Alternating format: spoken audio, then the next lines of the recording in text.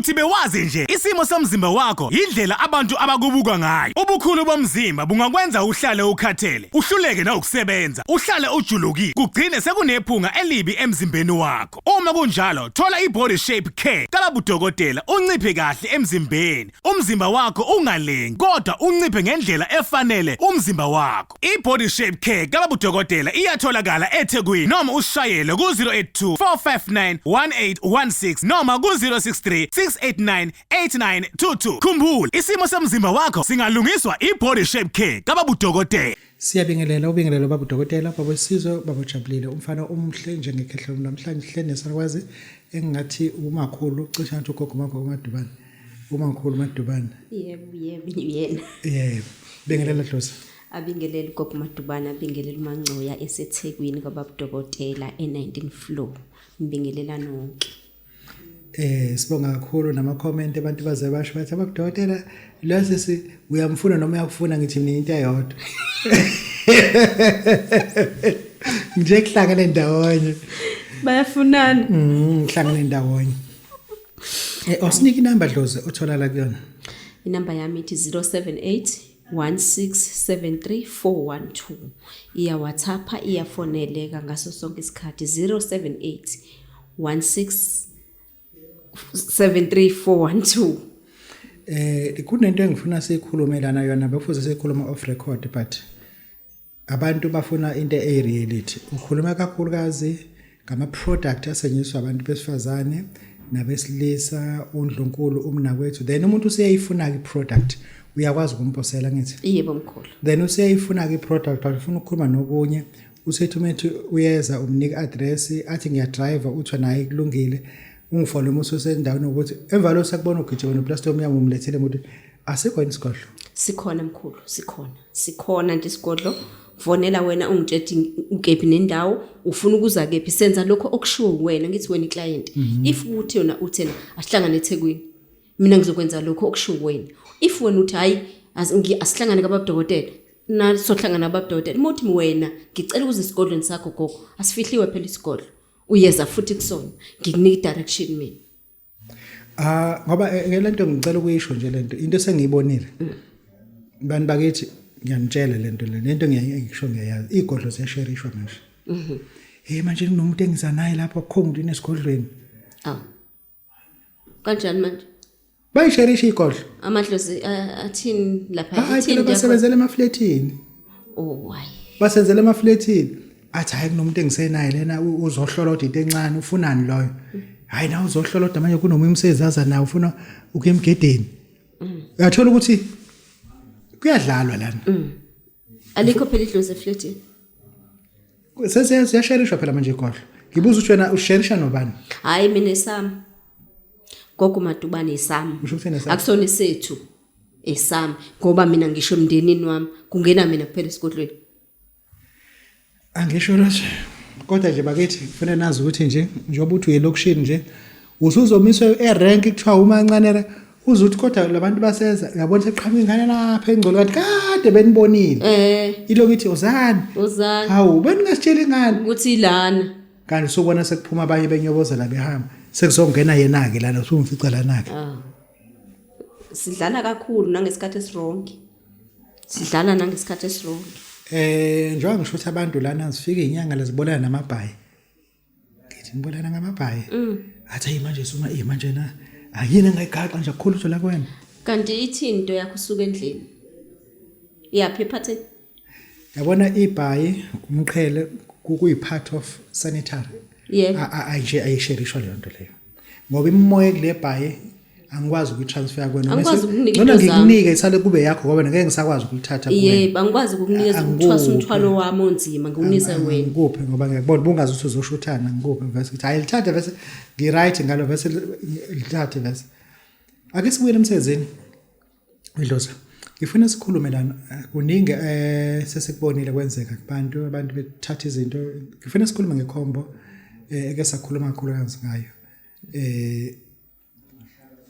uthi u4500 iziko yebo ayihambi lodwa ayihambi alihambi lodwa khona ihamba nako Okay. khona lihamba nako omkhulu eliqaqa izinto ezibophekile ukuvula iminyango evaliwe uhamba kokubili lokho kunye kuvula imali kuvula amathenda kuvula lapho imali zakho ezibopheke khona kade wawuzama ukuthi zizofika kulokho kuyiculo bese kuthi lokho kunye kwesibili okuhamba nakho yikho lokho engisho ukuthi kona kuqaqa lamafindo akho aboshe kuvula le minyango le ngoba kuneminyango evaliwe phambili kuvule le minyango ungene uphume ngali izinto zakho zikhanye zibe mhlophe wazakhuluma kahle bo ngimuhle nami uma lo muntu okunika le production lana iorder khona esethi hayi manje na sebecelela ukuthi sithi ukuma kancane kuma agent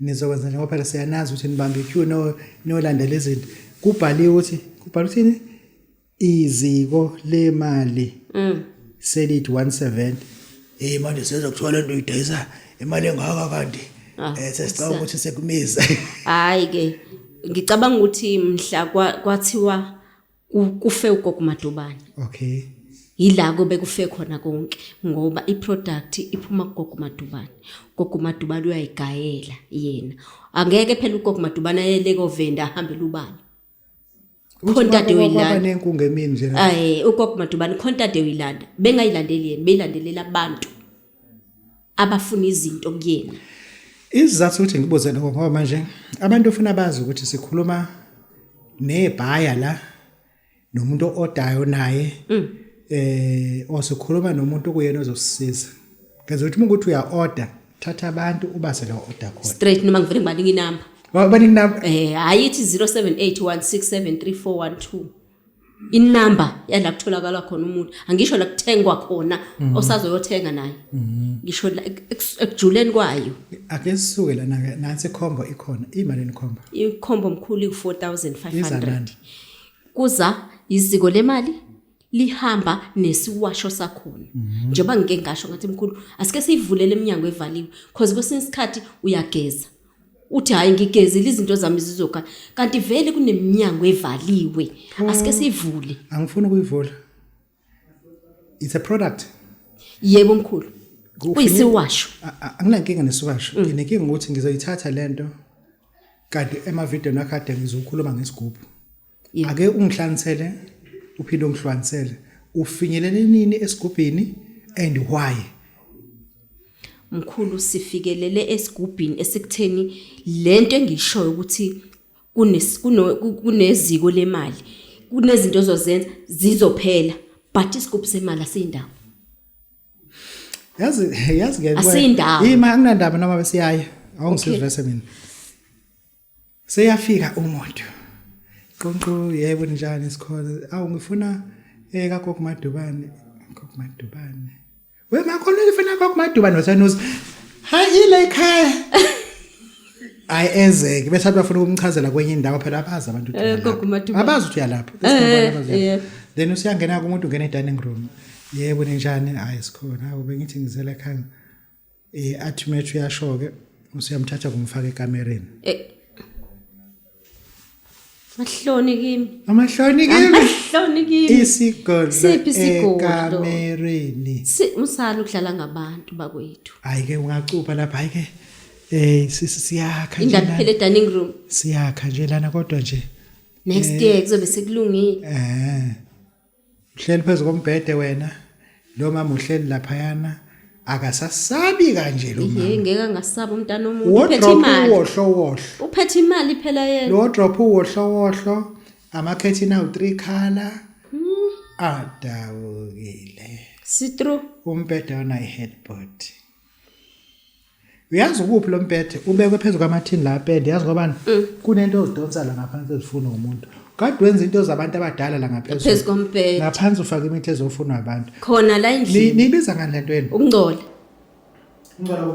nje lokho nje udokoti nje ukuthi yonke into siyenza la endlini ngidlala la embedeni mina ngiyapheka la ngipheka bonke ofishi bami zonke izinto zami khona la ngulube zami ngipheka la nazi into zabantu la ngaphansi ingakho abantu labo ungabi nesigodlo izo lokhu seyi challenge lokhu seyi challenge angibuyele esigubhini sinesigubhu manje thokoza mkhulu simali esigubhu uqala nokho umuntu siqala ku 25,000 Makuthi uthi msiqala. siqala ku 25,000 Okay. okunye nokunye sikhuluma usufikile kodwa la siqala khona u 25,000 yebo mkhulu Why kube khona isigubhu ibe khona iproduct ka 4,500?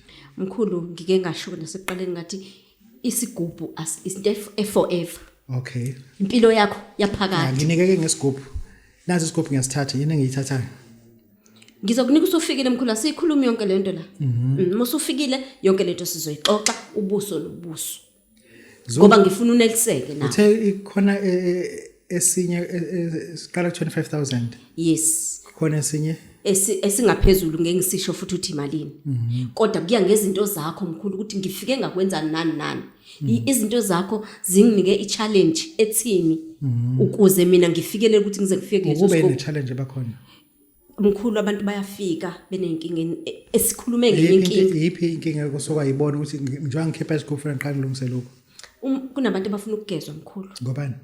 uthola ukuthi umuntu empilweni yakhe wazi ukuthi ngiyaphila kanti uyaphilelwa akaphili yena uyaphilelwa impilo yakhe iboshiwe ayiboshiwe ngaphandle iboshiwe khona emndenini ufanele iqale ngikugeze ufanele iqale ngikunika izinto zokuthi akungiqaqele lamafindo before usebenzise lezi zinto ilapho siqala khona ukunyuka isigubhu kodwa futhi moso ngikutshela ukuthi awusazothatha lesa 25 ngiyakutshela ukuthi fika nasiphi isigubhu awuzofika nalesi sigubhu esinormal ngoba yini lesi esinormal singcono kulokho ka 25,000 kulokho kubizayo izinto engifaka phakathi kudingeka ukuthi zibe namandla kufanele ibe nama beats ngaphandle just ukuthi sikhaveke sibe na that thing imkhulu sibe ne dignity siqine kwasona ngoba into engifaka phakathi kuleso sigubhu akuyona into okudlala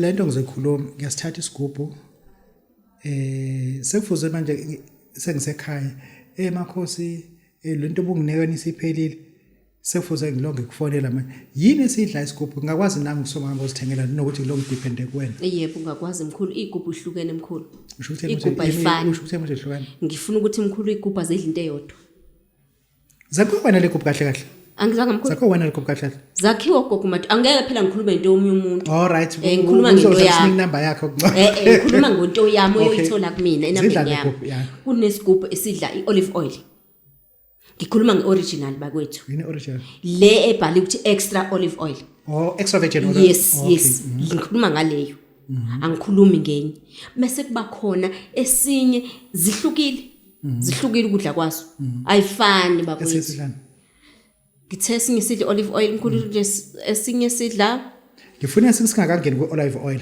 nayo i-olive oil ihlukile kune-olive oil othi uma uyibheka i-code kufuna ithi 600 yes yakhiwe South Africa but sine-olive oil kufana naloju lolensebenzisa lolo yes nalo kunoluju othi umuntu bese lijuza njengamanje lingazuthi lingathi ufuna kuba mhlophe phakathi awusa-understand olunye lithi othi umuntu ufaka nje spoon libe stable kahle nayo ke-olive oil yeni senenkinga nayo yebo wakhona enye ephuma kulamazwe angaphandle enganuki njengolive oil kodwa angifuni ngisho kwazi asibuye zidlani inkukhu zakho ngithe mkhulu esinye sidla ihani yini hani manje uju phela ngoba into sidla uhani Sidla sengithi sidla isitanda sakho sidla uju hayi uhani yebo ngicela i-original bakithi i-original bese kuba i-olive oil ziningi igubhu kodwa uma ufika ngiyakuchaza ukuthi lesi sidla ukuthi ngoba kunabantu uyaconsider ukuthi kune-olive oil eyifake angithi yebo hayi kulungile siqhubeke khona ama-vegan phela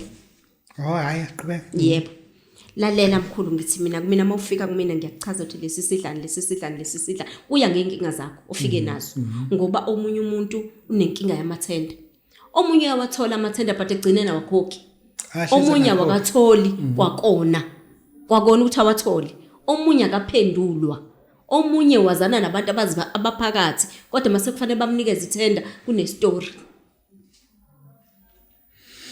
understand kunabanye baze babe athini i-community babe inhlanganisela benza umsebenzi sekuze bakhokhelwe kubona hike and sick basatholani bebodwa sebexabana bodwa kodwa vela ayikakaphumi le yanto sebeyibanga bebodwa sebeyibanga ayikakafikwa akakasayini no black and white iphepha leli abakalisayini kodwa seyabanga uthi eyami ingake kanti vele ngeke ziphume Avese ngiphuma. ngeke yazi ngobani ngoba izinto zakho zibophekile but awunakile